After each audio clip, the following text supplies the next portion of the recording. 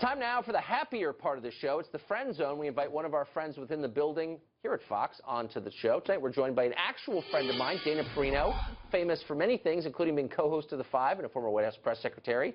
Dana, it's great to see you. Thanks. I'm glad to be on the same planet with you, let alone the Friend Zone. Amazing. We've always been on the same planet. So you watch this. You've been around politics a long time from the inside, and there were a lot of people who didn't like your former boss, former President Bush, and there are, of course, a lot of people. Yeah, they like him now, for sure. But, you know, there was always bitterness after any election. So what did you make of the response from some, not all, but some Democrats that we can take this from Trump at the Electoral College? What effect is that going to have, do you think, long term? So you know me well, and you know I'm a voracious news consumer. I read everything. Yeah. I love to read it. Can I make a confession? Please. I didn't even bother reading the stories leading up to this because Really? I knew that it was ridiculous.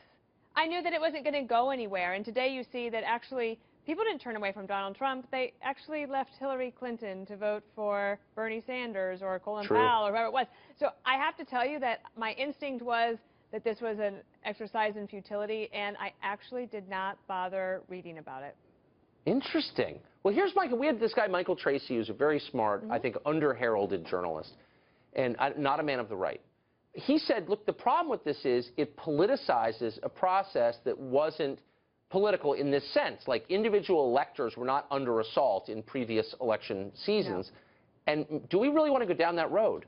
No, and I have, if the shoe were on the other foot, if Hillary had won and Trump supporters were intimidating electors, can you imagine what the news coverage would have been like? I would be against it, by the way, for whatever it's worth. Yeah. And the right is always accused of things like this. You think about how the Tea Party was accused of all sorts of parade of horribles, when it actually bears out that it didn't do any of those things. So I do think this is the left, like, trying to get this out of their system. It's taking them a lot longer than I expected. You talked about Bill Clinton earlier and the excuses. Do you know that today there were 3?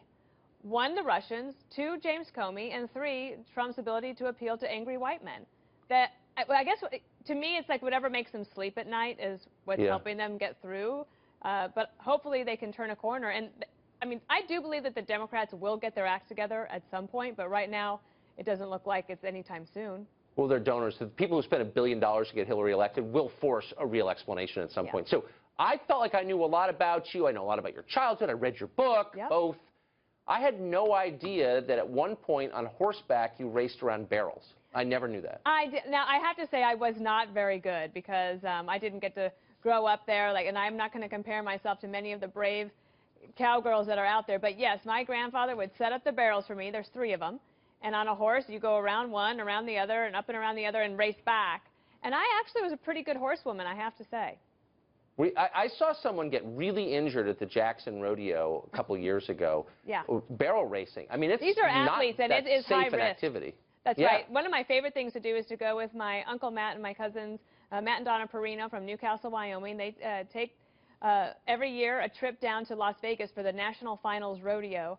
And I'll tell you, you want to find America, it's right there. And you know what's interesting is that rodeo athletes, or rodeo cowboys, I guess I should say, are athletes. And the purses that they win have not kept up with other sports. And it's a real shame because you want to find, like, the backbone and the values of America that can help grow up to be people that grow up to be really good patriots and citizens that contribute. You find it there in the heartland. Well, they're paid partly in Copenhagen, so it's not visible to the public. But no, that's totally right. Did you ever get hurt? And trucks? No, I never got hurt. The reason I never got hurt is because I really wasn't that good. You know what? I had the same experience. I've never been hurt either. Dana, it's great to see you. Thank you.